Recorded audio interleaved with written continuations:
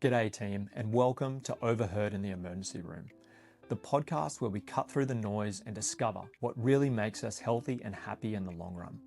I'm your host, Dr. Coyce, a former strength and conditioning coach and current emergency medicine specialist.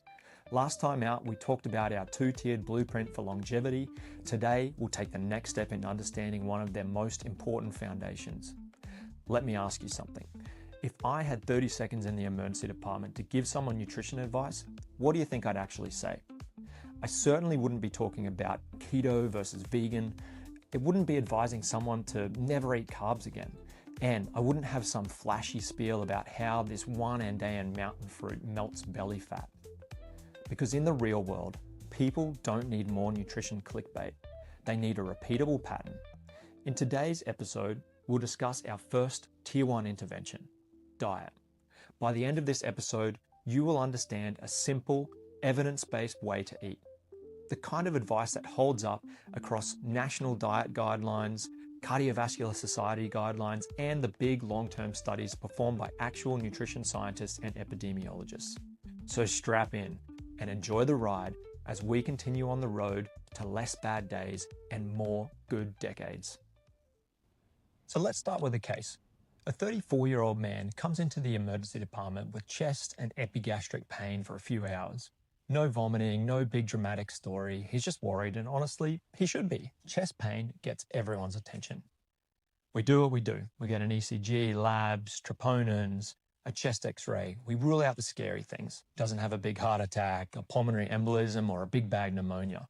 The workup really isn't that worrying, but his blood work shows mildly elevated liver enzymes.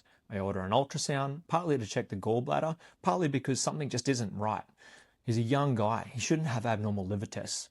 The ultrasound report comes back while I'm busy treating other patients, and there it is. Fatty liver, what we call non-alcoholic fatty liver disease. Now, here's what matters. He didn't come in saying, "Doc, I think I'm metabolically unhealthy, and I'm worried about my liver and how it may be riddled with fat." He came in with chest pain, and we found this incidentally. And that's the thing about diet-related disease. It's often silent until it isn't. Let's dig into this case a little more. He's slightly overweight, he has mildly elevated blood pressure, and he eats a typical American diet, rich in ultra-processed convenience foods which lack fiber and have little whole food structure. And in that moment, I'm thinking, we did the emergency medicine part, but now we need the prevention part, without a lecture, without shame, and without pretending it's simple. So, what do I say? Today, I'll give you the exact version of my elevator pitch for nutrition in the ED that I would use for him. But first, we need to build the evidence base so it doesn't sound like just another opinion. If you've ever spent any time in the social media nutrition world, you'll know that it is wild out there. Animal-based diet is centered around consuming the most optimal foods for humans. According to followers, that's meat, organ, fruit, honey, and raw dairy. It's essentially like carnivore without the scurvy. I'm in Costa Rica with Dr. Paul Saladino to learn more about the lifestyle and why a guy with salad in his name doesn't have any.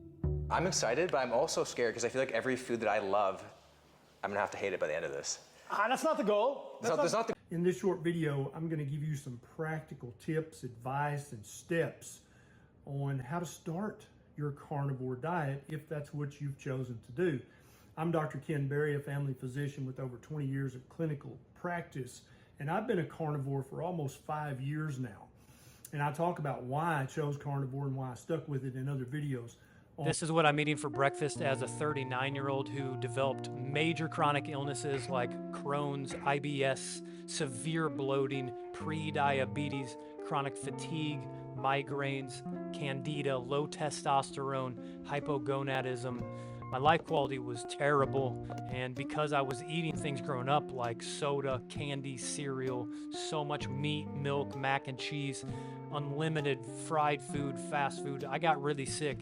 And through eating a fruit-based diet, juicing, and water fasting regularly, I've reversed all these conditions that... Hey everybody, Bill Bradley, registered dietitian here. Today we are going to talk about the authentic Mediterranean diet. Now, when I first became a dietitian, I worked in a hospital, worked with people with heart disease, and I learned about the Mediterranean diet. I plan to live to 100 by following this complete vegan nutrition guide developed by our team using the latest nutrition science and insights from thousands of clients that we've worked with directly. This strategy is not about giving up your favorite foods. It's about adding the right foods and some strategic supplements to help you avoid deficiencies and Here's where we're going to go with today's episode. We'll talk about the major dietary guidelines and what they actually agree on. We'll understand where that evidence comes from and what kind of evidence actually exists. We'll talk about why people hear guidelines and all of a sudden their eyes glaze over. We'll understand the role of ultra-processed foods and the modern food environment. We'll discuss a simple, repeatable way to eat and end the episode with 3 changes you can start this week. But let's not bury the lead. The healthiest dietary pattern is mostly whole, minimally processed food, especially plants, with enough protein, lots of fiber, and minimizing or completely omitting processed calories. That's the backbone. Now, let's earn it. Here's the first mindset shift. A healthy way to eat isn't a single diet, it's a pattern. And what's interesting is that when you look across different countries, US guidelines, Australian guidelines, heart health guidelines, the differences are mostly cultural packaging. The core is remarkably consistent because biology doesn't change just because you cross the border. When you zoom out, the pattern is as follows. More vegetables and fruit, more legumes, nuts, seeds, more whole grains, more unsaturated fats, think olive oil, nuts, fish, less added sugar, less refined grains, less sodium heavy packaged foods, less red and processed meat, and lower saturated fat with a focus on higher fiber. Now, notice what's missing from that list. It doesn't say never eat bread, never eat rice, eat only at 6 a.m., do a detox. It's not drama, it's structure. And if you're listening and thinking, that sounds boring, I get it. But boring is powerful because boring is repeatable. Nutrition evidence comes in layers. Layer 1, mechanisms. We know some basics from metabolic ward studies or very short-term controlled studies. Fiber improves satiety, gut microbiome constitution changes with different types of foods. Saturated fat raises LDL, high sodium increases blood pressure in susceptible folks. Ultra-processed foods tend to be energy dense and easy to overeat, and they're relatively devoid of nutrients in a lot of cases. Mechanisms are helpful, but they don't tell us the full story of real life.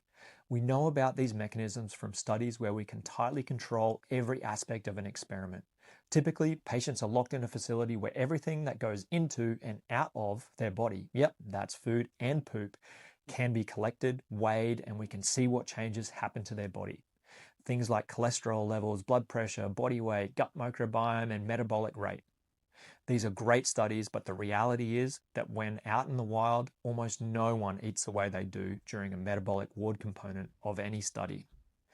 Layer 2, short-term clinical trials. These are studies where participants are fed a diet for weeks or months and various physiological parameters are measured. Factors such as blood pressure, LDL cholesterol, weight, and blood sugar levels.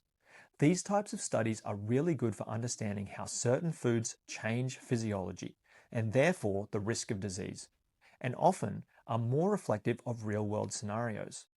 But short-term trials don't always answer questions like, does eating this way reduce a heart attack risk over 15 years? Which brings us to layer 3, long-term cohort studies. This is where the big cohort studies come in to help us understand the diet-chronic disease relationship and the outcomes that go with it. These are studies that follow tens of thousands, sometimes hundreds of thousands of people for years and decades.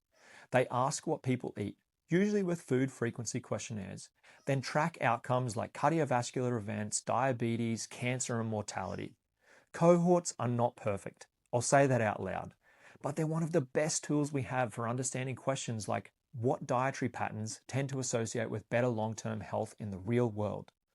The predictable criticism. It's just questionnaires. Yes, nutritional epidemiology often uses dietary questionnaires, but here's the thing. If the criticism is it's hard to measure diet, that's true. But if the criticism is, therefore, all things and findings are meaningless, that just doesn't follow. Because these questionnaires are validated with repeat measures to reduce random error, and when multiple cohorts in different places find similar patterns, that consistency matters. So the right approach isn't trust everything or trust nothing. The right approach is triangulate.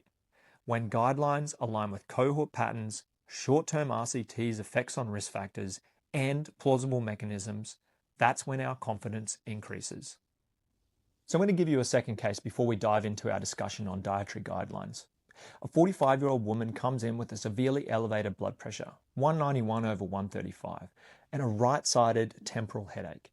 In case it didn't immediately stand out to you, that number for blood pressure should be alarming. So we do the right thing. We evaluate for hypertensive emergency. We check kidney function, an ECG, a troponin, and get a CT head. The workup is reassuring. There's no stroke, no bleeding, no acute organ injury. We treat the headache like a migraine, and she improves. Then we hit that awkward moment in emergency medicine. Her immediate crisis is over. However, her long-term risk is still visible right there on that screen. Now, yes, she may need a medication. Yes, she needs a follow-up at primary care. However, lifestyle matters here, as blood pressure is deeply linked for many people to sodium intake, excess body weight, physical activity levels, sleep patterns, alcohol consumption, and the way that folks build their diet can be a powerful tool to help many of the factors that contribute to elevated blood pressure. And this is where the diet wars are so unhelpful, because what she needs isn't a perfect diet. She needs a direction, and she needs changes that match real life. So let's talk about what those changes should look like. So as of 2026, the American Dietary Guidelines are about to be updated.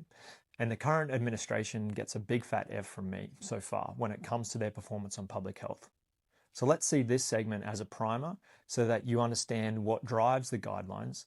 And I think you'd be surprised at how they are actually created and what the scientific report recommends for the current 2025-2030 cycle. But before we do that, let's take a sneak preview of what RFK Jr. and his nutrition advisors are likely to be dropping when it comes to the guidelines, and then we can see what the scientific recommendations are and what they chose to ignore. Is set to release new MAHA dietary guidelines in the new year. Among some of the expected changes, a focus on whole foods, encouraging people to eat more meat, full-fat dairy, and saturated fats, rejecting the emphasis on plant-based proteins, and discouraging the consumption of ultra-processed foods. When looking at many guidelines, including the American, Australian, American Heart Association guidelines, they are remarkably similar and support my elevator pitch. Let's look closer at the US dietary guidelines. They are set forth by the USDA, and they drive a significant portion of federal policy, including the types of foods supplied by public schools. The USDA generate guidelines based on recommendations from scientific papers created by nutrition experts, following an extensive review of the literature every 5 years. The US Dietary Guidelines for American Scientific Statements provides a great primer on how they are created. A group of nutrition experts is commissioned every 5 years to work for 2 years answering critical questions about how to improve dietary recommendations for Americans and reduce the burden of diet-related chronic disease. One of the guidelines advisors, Dr. Christopher Gardner, recently talked about his role on the Sigma Nutrition podcast. On Zoom calls, we got split up into 4 different subcommittees. Every one of the 20 members was on 2 subcommittees. We started off with 80 questions that we were given and asked to rank them and told you won't possibly be able to answer 80 questions. Prioritize them. We prioritized them. And then we had to go through the process before looking at any of a team of about 20 federal staff members from both Health and Human Services and the U.S. Department of Agriculture that did the literature searches for us. This is amazing. I mean, we were working for free, so this is a really good deal. We would set up the PICO guidelines, and PICO is a very standardized approach to this. P stands for population, and then I stands for the intervention. What kind of exposure would you be talking about? Is it exposure to beans or red meat or dairy?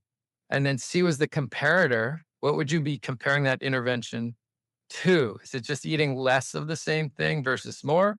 Or is it eating something else? O would be the outcome. Does this have to do with cardiovascular disease, mortality and morbidity? Or is this just cholesterol? Or are we talking about snacking and just behavior? Or are we talking about weight? And then the T was, should there be a cutoff here? Should we exclude the studies that don't meet these time criteria? So a direct quote from the scientific report sums up the mandate of the scientific group in designing the report. The committee was tasked with examining the relationship between diet and health across all life stages, using health equity lenses, ensuring that implications of factors such as socioeconomic position, race, ethnicity, and culture were described and considered to the greatest extent possible for each scientific question and based on the information available in the scientific literature and data. A primary goal of centering health equity is to help HHS and USDA ensure that the resulting guidance in the dietary guidelines for Americans is relevant to people of diverse racial, ethnic, socioeconomic, and cultural backgrounds, thereby increasing the potential of the guidelines to meet nutrient needs, promote health, and reduce risk of chronic disease. They sought to evaluate new topics, including food sources of saturated fat consumed and risk of CVD, dietary patterns with varying amounts of ultra-processed foods, strategies for improving diet quality and weight management, which involve new reviews on portion sizes and frequency of meals and/or snacking, and practical guidance about how to feed younger children in terms of caregiver feeding styles and practices that support children's consumptions of healthy foods.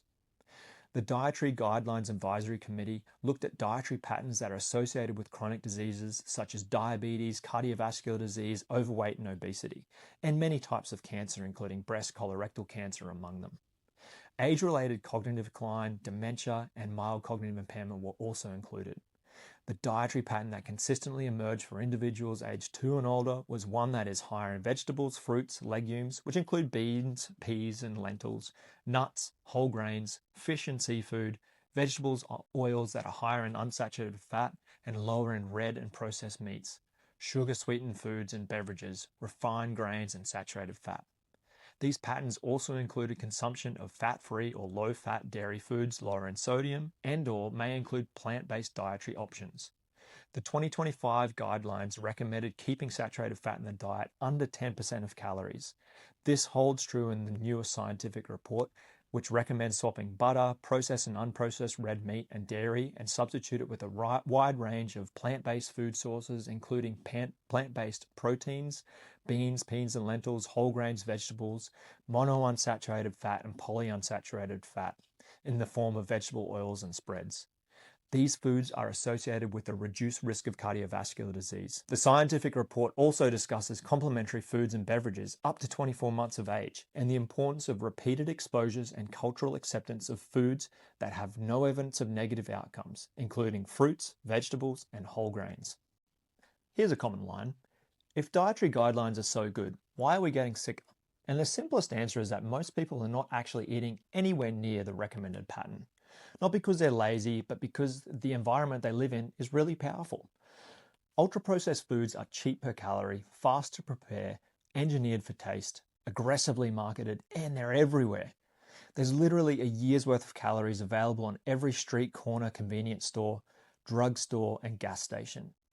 If you're tired, stressed, time poor, and trying to feed a family on a limited budget, the default options often push you towards ultra-processed calories.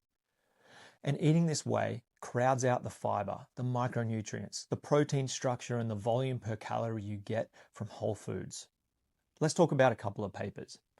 A study from 2023 reported the adherence to food-based dietary guidelines in high-income and low-middle-income countries. The authors did a systematic review looking at populations of healthy children and adults aged 7 to 65 years, using an observational or experimental design, evaluating adherence to national food-based dietary guidelines. They found that almost 40% of populations in both countries do not adhere to their national food-based dietary guidelines. Fruit and vegetables were most adhered to, and the prevalence ranged from 7 to 63%. Grains and dairy were consumed below recommendations, while consumption of animal proteins, particularly red meat, exceeded the recommendations. So this begs the questions, what would happen if folks actually followed the guidelines? Well, a paper from 2023 conducted an analysis to explore the associations of eating a dietary pattern that was aligned with dietary guidelines with another well-known dietary approach, the Mediterranean diet, and assessed the relative risk of diabetes with the two types of diets. The data were derived from the National Health and Nutrition Examination Survey and included over 20,000 participants. They found that high adherence to the 2015 dietary guidelines for Americans as compared with the Mediterranean diet was more associated with a lower risk of prediabetes among adults in the United States. Notably, among component food groups and nutrients, higher intakes of red and processed meat, sodium, and total saturated fat were associated with a higher risk of diabetes. A 2019 study on a Spanish cohort that was recruited between 1999 and 2014 had their habitual diets assessed and scored for adherence to the 2015 dietary guidelines for Americans. After adjusting for demographic and lifestyle factors, high adherence scores were found to be associated with a reduced risk of all-cause cardiovascular and cancer mortality compared with low adherence scores.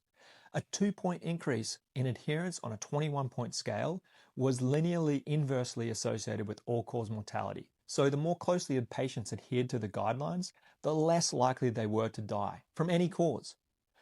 The main sources of difference between high and low adherence were in whole-fat dairy products, red and orange vegetables, fresh fruits, red meat, and dark green vegetables. The bottom line here is that many long-term health outcomes are improved with greater adherence to dietary guidelines, a finding consistent across cohorts worldwide, which likely explains why many of the guidelines around the world look very similar. Let's examine the visual representations of guidelines from around the world. Starting with my home, Australia, and their guide from 2013. You can see that over 2/3 of the plate consists of fruits, veggies, and whole grain products, including my favorite breakfast, Wheat Bix, because Aussie kids are Wheat Bix kids. His favorite breakfast, Wheat Bix is #1. From Aussie kids to grown-ups, it's loved by everyone. Aussie kids, our Wheat Bix kids. Aussie kids, our Wheat Bix kids. Then, a sixth of the plate is low-fat dairy and soy milk, and the protein section is half legumes, soy products, 1/4 seafood, and the remaining quarter of that section is red meat and poultry. Then, to the UK, which is very similar to Australia, making a lot of sense given their shared historical cultural identity. They also recommend prioritizing beans and pulses over fish as sources of protein. Then we head to the US close neighbor, Canada. These guidelines came out within the last 3 to 4 years, and they are brilliant. They revamped the entire process and had scientists create this eating guide, and I love it. 3/4 of the plate is fruits, veggies, and whole grains. Then the remaining quarter is your protein, which emphasizes beans, legumes, nuts, and tofu. There is a limited amount of poultry, fish, and red meat recommended. So 3 countries which are really very similar culturally to each other, and the US really agree when it comes to their national guidelines. What if we look further afield to countries with different cultural identities? Let's head over to Norway and see what their guide shows. Now, I don't speak or read Norwegian, but a picture tells 1,000 words, and you can easily see that the similarities with the 4 previous countries continue. They even allow a small sliver of sweets and treats as part of the plate. Then we can swing down from Northern Europe to Japan.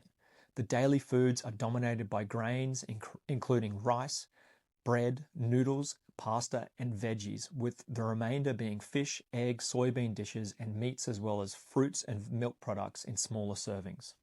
So, instead of asking, are guidelines wrong? A better question is, what makes adherence hard, and what helps people stick with it?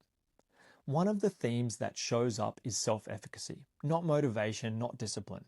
Self-efficacy means that you feel capable, you have the skills, you have a plan, and you know what to do when life gets messy. So education and knowledge, that's what we're building today. There was an interesting study out of Japan. This was a dietary intervention study using the dietary approach to stop hypertension, the DASH diet. Adherence to a DASH-based diet is associated with lower risk of hypertension, coronary artery disease, and insulin resistance. Briefly, the DASH diet is a whole foods, plant-predominant diet that focuses on fruits, vegetables, whole grains, lean proteins, and low-fat dairy. all the while reducing sodium, sugar, and saturated fats. The dietary approach used in this study is the DASH Jump, a low-calorie version of the DASH diet, specifically designed for the Japanese population. The investigators aimed to determine the subject's self-efficacy regarding making changes to their lifestyle behaviors. The dietary intervention included delivery of DASH Jump foods for 1 month and then normal diet for 4 months. They demonstrated that a DASH-style diet enhanced self-efficacy and improved several physical parameters, including a 5 to 10 kilo weight loss and a 10 to 20 point reduction in systolic blood pressure. So what's making folks change their behavior? Well, in this study, the subjects had their meals delivered to them, which ensures adherence, of course. But what's unique about this study is that they looked at what helped the subjects to continue adhering in the intervention after the delivery stopped. Most prominently, seeing improvements in physiological data, having had success in the past with lifestyle interventions, and higher self-efficacy, better knowledge, were the 3 main reasons folks were able to successfully change their behavior. This is why we're here today, to learn. I want to make this very complex topic simpler and easier to understand with actionable steps you can take today. That's why I think an elevator pitch works, so that you know what type of pattern to follow when planning your meals for the day. Let's zoom out and consider the question. If we know what a healthy dietary pattern is, why are researchers and policy experts so confident that this is the right approach? Because across large cohorts, different populations, different countries, the same signal shows up. When diets are higher in whole plant foods, fiber, unsaturated fat, and lower in ultra-processed foods, refined grains, added sugars, and processed meats, risk tends to look better for cardiovascular disease, diabetes, and overall mortality. Now, some important nuance. Cohorts give you associations, not proof of causation. But when associations are consistent, biologically plausible, and align with trial data on risk factors, it becomes reasonable to treat that as actionable. Let's go on a quick tour of why cohorts matter. They typically have huge sample sizes, have long follow-up, and they can study outcomes you can't ethically randomize people to for decades. And they can detect patterns across subgroups. Why are cohorts limited? They rely on self-reported diet measures. They can be confounding. People who eat well may do other healthy things. There can be changes in diet over time, and they may not be representative of diverse groups. Many cohorts in the US, for example, are predominantly white, and therefore the generalizability of the data can be reasonably questioned. Self-reported diet measures. We should talk about that. Food frequency questionnaires are among the most commonly used tools for determining dietary content and consequently nutritional quality in epidemiological studies. They have become the wedge that the online grifters will use to ultimately reject the data obtained from nutritional epidemiology. However, this should be a red flag. When you hear someone online say that these studies are flawed because they require participants to recall what they've eaten on a specific day within the last 6 months. This simply isn't how they work and reveals a great deal about the commentator, likely indicating a lack of knowledge or expertise in interpreting these studies. There are many types, such as food recalls from the last 7 days and 24-hour food diaries with biomarker validation as examples. When you read a nutritional cohort study, they will often describe the type of food frequency questionnaire used and reference the study on how it showed that it was validated, either by food diary, food weighing, or biomarkers. Yet, you never hear the social media grifters address this. The answer is almost always, how can you trust this garbage science? In 2023, a systematic review and meta-analysis examined various types of food frequency questionnaires, demonstrating that their suitability for assessing overall dietary intake in nutritional epidemiology studies. 8 of the questionnaires assessed found them to actually line up with a high degree of certainty to what the participants actually ate. Now that we understand FFQs, we can discuss some of the world's largest nutritional epidemiological cohort studies. So buckle up, this is going to be dense, but very important so you can better understand the sheer amount of work that's gone into understanding what a good diet looks like. First up, the Harvard twin engines in the US, the Nurses' Health Study and the Health Professionals Follow-Up Study. Nurses' Health launched in 1976 with over 120,000 female nurses, and health professions began in 1986 with 51,000 male health professionals. Diet was measured using validated FFQs designed to capture usual intake, and importantly, these cohorts repeated dietary assessments at regular intervals, which is one reason why they've been so influential. A very practical high-level signal from these cohorts is that improving diet quality over time is associated with lower risk of death later on. So this isn't just healthy people eating healthy, it's about directional change in your pattern. You don't need to eat a perfect diet, you just need a diet that's better over time. Next, the NIH AARP Diet and Health Study in the US, which is a scale monster. Over 500,000 adults aged between 50 and 70 started in the mid-90s. Diets were captured using a large FFQ of around 124 items, which was validated using 24-hour recalls. The NIH AARP is heavily used for long-term outcomes, especially in cancer and mortality patterns in older adults, because it has the power to detect consistent signals across exposure you'd never be able to do if you randomize people for decades. When 500,000 people point in the same direction, it's worth paying attention, even if it's not a randomized controlled trial. Now, to Europe's flagship, EPIC, the European Prospective Investigation into Cancer and Nutrition. EPIC includes roughly 521,000 participants across 10 European countries, recruited mainly in the 1990s. Diet assessment used country-specific validated dietary questionnaires, harmonized for pooled analysis, and EPIC also includes calibration work with 24-hour recalls in sub-studies. One classic, easy-to-communicate example from EPIC is that higher processed meat intake is associated with a higher risk of all-cause mortality. Again, not one hot dog kills you, but as a regular pattern, the long-term signal isn't great. Your body doesn't average your intentions, it averages your patterns. Let's move to the UK and talk about UK Biobank, which is a modern mega cohort, about 500,000 participants recruited between 2006 and 2010. Diet is assessed in two layers, a baseline touchscreen questionnaire with diet items, plus the Oxford WebQ, a web-based 24-hour dietary assessment completed by over 200,000 participants, giving repeat snapshots of what people actually eat. The advantage of the UK Biobank is the depth. Genetics, biomarkers, linked health records, so you'll see it driving newer work on diet quality scores, ultra-processed foods, and gene diet questions, all tied to real clinical endpoints. It's not just what you eat, it's what you eat mapped to your labs, your genes, and your long-term outcomes. Staying in the UK, the Million Women study is the ultimate scale flex. Over 1.3 million women recruited between 1996 and 2001 through the NHS breast screening program. Diet and lifestyle data were collected via questionnaires and followed over time with resurveys and outcomes captured through comprehensive NHS record linkage.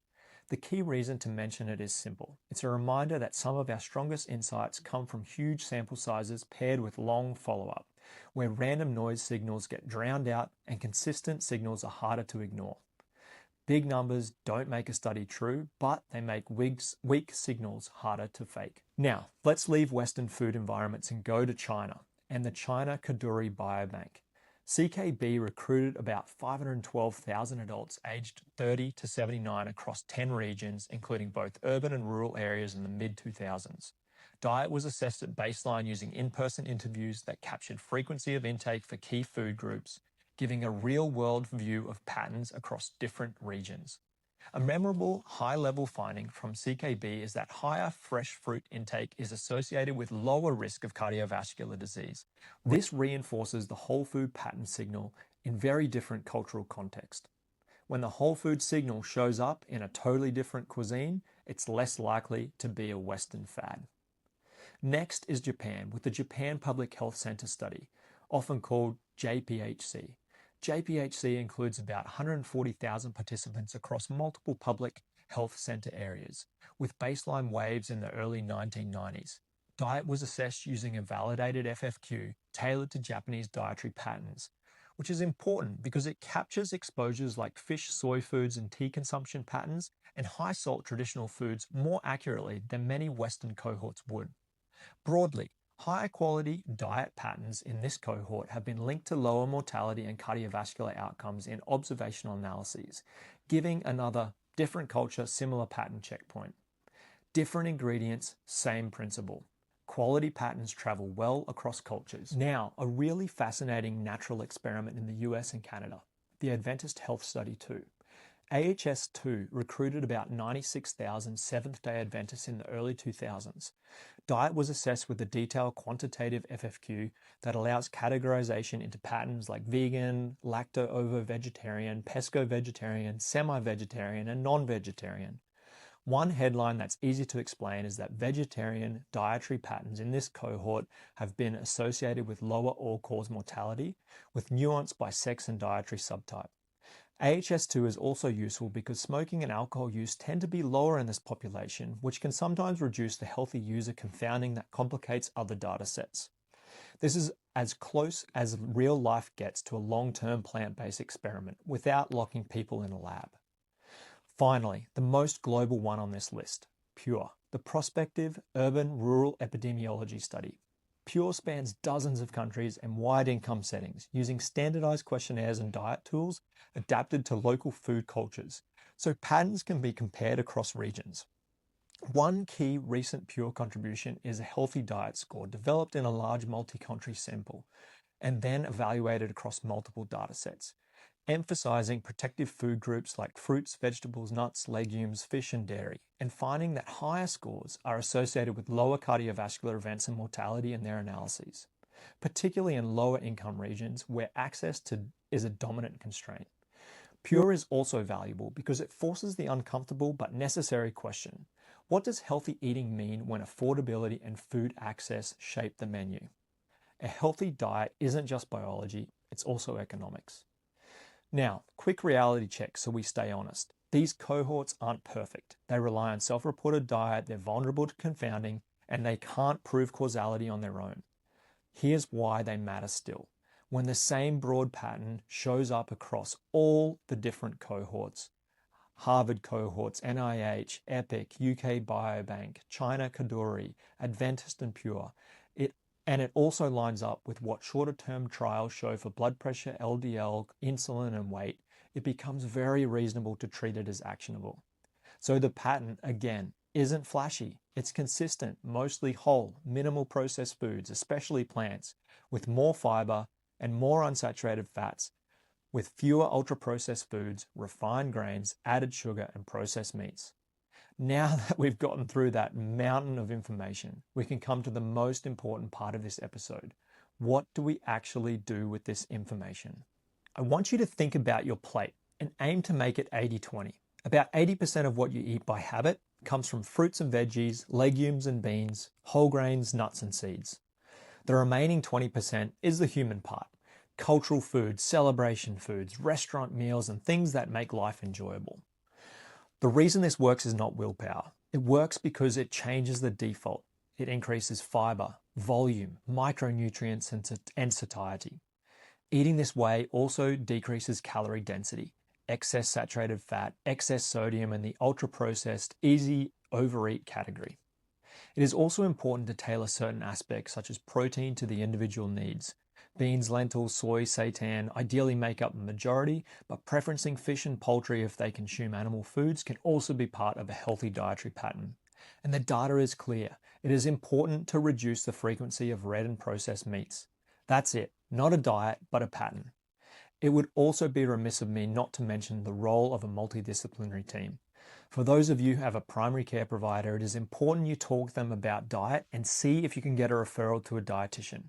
These folks are trained in helping patients make dietary choices that fit with their goals and their lifestyle, so that changes stick. Make a phone call today to try to figure this out. Now, let's make it real in 3 moves. Step 1, add 1 anchor meal per day. Pick 1 meal that you can repeat on most days per week, not because repetition is the most amazing thing in the world, but because repetition makes life easier.